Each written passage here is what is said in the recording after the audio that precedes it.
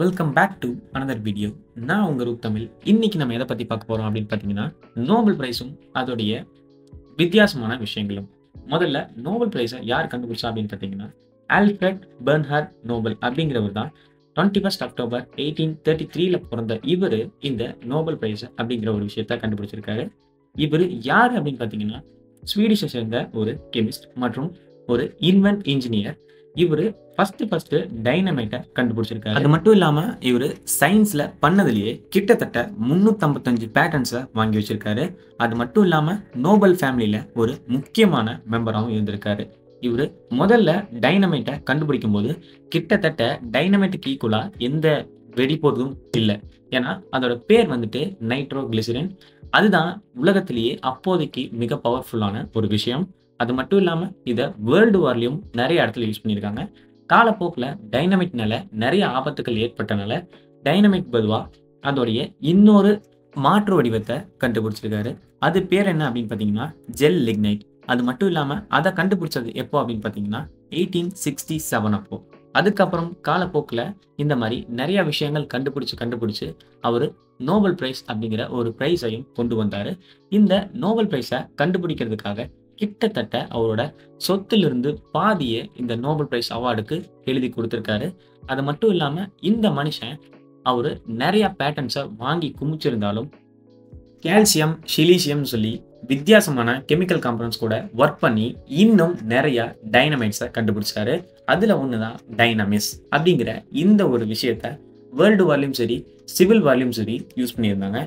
அது மட்டும் இல்லாமல் அவர் இந்த டைனமைட் அப்படிங்கிற ஒரு வெடிப்பொருளை கொண்டு வந்ததுக்கு காரணமே மக்களுக்கு ரொம்ப பெனிஃபிஷியலாக இருக்கணும் தான். அதே மாதிரி நிறைய மக்களும் பெனிஃபிஷியல் ஆனாங்க. ஆனால் இதனாலேயே நிறைய கெடுதலும் நடந்துச்சு.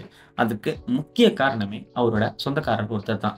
அவர் என்ன பண்ணார் அப்படின்னு பார்த்தீங்கன்னா, டைனமைட்டை நல்லதுக்கு மட்டும் யூஸ் பண்ணாமல் கெட்டதுக்கும் யூஸ் பண்ணியிருக்காரு. அதாவது அவங்களோட நாட்டுக்கு எதிரானவங்களுக்கும் டைனமைட்டை வித்திருக்காரு. எதுக்காகனா காசுக்காக. அப்படி விற்கிறது தெரிய வந்த நோபல் வந்துட்டு டைனமைட்ங்கிறது ரொம்ப ஆபத்தான பொருள் அப்படிங்கிறத தெரிஞ்சுக்கிட்டு அவரு டைனமைட்டுக்கு பதுவா வேற ஒரு பொருளை உருவாக்கியிருக்காரு. அதுதான் ஜெல் லிக்னைட். அது மட்டும் இல்லாம அவரு என்னதான் டைனமைட்டை கண்டுபிடிச்சிருந்தாலும் இது இன்னமும் நாட்டில் யூஸ் பண்ணிக்கிட்டு இருக்காங்கன்னு சொல்லி அவரு வருத்தமும் பட்டாரு. என்னதான் நோபல் பிரைசஸ்ல டிஃப்ரெண்டான நோபல் பிரைசஸ் இந்த காலத்தில் இருந்தாலும் அப்போதைக்கு வெறும் 6 நோபல் பிரைசஸ் தான் தலை சிறந்தது. அது என்னென்ன அப்படின்னு பார்த்தீங்கன்னா, எக்கனாமிக்ஸ், மெடிசின், கெமிஸ்ட்ரி, பிசிக்ஸ் மற்றும் பீஸ். இது எல்லாம் தான் தலை சிறந்த நோபல் பிரைஸஸா அந்த காலத்தில் இருந்துச்சு. அதுலேயும் நிறைய பேர் நோபல் பிரைஸஸ் வாங்கியிருந்தாங்க. அது மட்டும் இல்லாமல் இப்போதைக்கு அந்த நோபல் பிரைஸஸ் எல்லாமே வெறும் 18 கேரட் தங்கம் கொண்டது. அப்போதைக்கு எல்லாமே 23 கேரட்ல இருந்தாலும் இப்போ தங்கத்தோட விலை காரணமா அதை 23 கேரட்லேருந்து 18 கேரட்டா மாத்திட்டாங்க. ஏன்னா அப்போ விட இப்போ தங்கத்தோட ரேட் வந்துட்டு ரொம்ப அதிகமா இருக்குன்னு சொல்லிட்டு காசு வந்துட்டு அந்த அளவுக்கு ஸ்பெண்ட் பண்ண முடியலன்னு சொல்லிட்டு அதோட ரேட்டையும் குறைச்சிட்டாங்க. அது மட்டும் இல்லாம இப்போ நோபல் பிரைஸை யார் வாங்கினாங்க, யார் வாங்க மறுத்தாங்க அப்படின்னு சொல்லி பார்க்கலாம். பொதுவா நோபல் பிரைஸ் அப்படிங்கிறது மிகப்பெரிய ஒரு விஷயம். அதை அச்சீவ் பண்ணிட்டாலே நிறைய பேர்த்துக்கு லைஃப் டைம் அச்சீவ்மெண்ட் அப்படின்னு சொல்ற அளவுக்கு ஒரு மிகப்பெரிய சாதனையான விஷயம். அது மட்டும் இல்லாமல் அதை ஏன் அவங்க மறுக்கணும் அப்படின்னு பார்த்தீங்கன்னா, ஒன்று கவர்மெண்ட் வந்துட்டு அவங்கள வாங்க வேணாம்னு சொல்லியிருக்கணும். அப்படி இல்லைன்னா அப்போ இருந்த நோபல் சயின்டிஸ்ட் வந்துட்டு ஏதோ ஒரு விஷயம்னால தாக்கப்பட்டு அவங்களால வாங்க முடியாமல் இருக்கணும். அப்படியும் இல்லைன்னா ஜெர்மன் வார் நடக்கும்போது ஜெர்மன் சோல்ஜர்ஸ் வந்துட்டு அவங்கள தடுத்து இதை வந்துட்டு நீ வாங்கக்கூடாது அப்படின்னு சொல்லியிருக்கலாம். இதனால தான் ஒரு நோபல் சயின்டிஸ்ட் வந்துட்டு நோபல் அவார்டை வந்துட்டு வாங்க மறுக்கிறதுக்கு மெயின் ரீசன் அப்படின்னு சொல்கிறாங்க. அது மட்டும் இல்லாமல் யார் நோபல் பிரைஸ் அவார்டை வந்துட்டு வாங்க மறுத்தாங்க, யாரையெல்லாம் வாங்க விடலை அப்படின்னு சொல்லி பார்ப்போம். வேர்ல்டு வார் 2 அப்போ ஜூவிஷ் சோல்ஜர்லாம் ஜெர்மன் சோல்ஜர்ஸை பார்த்து பயந்துட்டு இருந்தாங்க.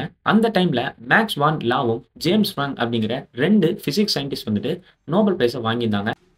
வாங்கின அவங்க எங்க ஜெர்மன் சோல்ஜர்ஸ் அவங்களத புடுங்கிட்டு போயிடுவாங்கன்னு சொல்லிட்டு அக்வா ரிஜி அப்படிங்கிற கெமிக்கல்ல போட்டு அதை கோல்டா கரைச்சு திரும்பவும் அதுக்கப்புறம் நோபல் பிரைஸா மாத்திட்டாங்க. மேல ஸ்கிரீன்ல தெரியுற இவங்கெல்லாம் தான் நோபல் பிரைஸை வேண்டான்னு சொல்லியிருந்தாங்க. அதுல குறிப்பிட்ட 2 பேர் வந்துட்டு லியோடோ தோ மற்றும் பால் சாத்ரே. இவங்க 2 பேரும் தான் வந்துட்டு நோபல் பிரைஸை வேண்டான்னு சொல்லியிருந்தாங்க. பால் சாத்ரே ஏன் வேண்டான்னு சொல்லியிருந்தார் அப்படின்னு பார்த்தீங்கன்னா, கவர்மெண்ட்ல இருந்து வரக்கூடிய எந்த விதமான பிரைஸையும் நான் வாங்குறது இல்லை அப்படின்னு சொல்லிட்டாரு. லியோடோ தோ வந்துட்டு வியட்நாமை சேர்ந்த இவர் ஒரு ஃப்ரீடம் ஃபைட்டுக்காக நோபல் பிரைஸை வாங்கியிருந்தாரு. ஆனா இவரும் வேண்டான்னு சொல்லிட்டாரு. ஸ்க்ரீன்ல தெரியிற இவர் தான் போரிஸ் பாஸ்டர்நாக். இவரு சோவியத்தை சேர்ந்த ஒரு சயின்டிஸ்ட். அது மட்டும் இல்லாம சோவியத் யூனியன் வந்துட்டு இவரு எந்தவித நோபல் பிரைஸும் வாங்கக்கூடாதுன்னு சொல்லி கவர்மெண்ட்ல இருந்து ஆர்டர் பண்ணியிருந்தாங்க. அப்படி பண்ணியிருந்தப்போ இவரு நோபல் பிரைஸ் எதுக்காக வாங்கியிருந்தாரு அப்படின்னு பார்த்தீங்கன்னா, மெடிசின் சம்மந்தப்பட்டமாவும், ஒரு சில கெமிக்கல் சம்மந்தப்பட்டமாவும் ஒரு நோபல் பிரைஸா வாங்கியிருந்தாரு. ஆனா இவரு இந்த மாரி நோபல் பிரைஸை ஏத்துக்க கூடாதுன்னு சொல்லி சோவியத்தில இருந்து ஆர்டர்ஸ் வந்திருக்கு. இவர் மட்டும் இல்லாம இன்னமும் நெறைய சயின்டிஸ்ட் வாங்காம தான் இருக்காங்க. நோபல் பிரைஸ பத்தி இன்னமும் டீட்டெயிலா தெரிஞ்சுக்கணும்னா மறக்காம நம்ம சேனல சப்ஸ்கிரைப் பண்ணிட்டு கமெண்ட் பண்ணுங்க.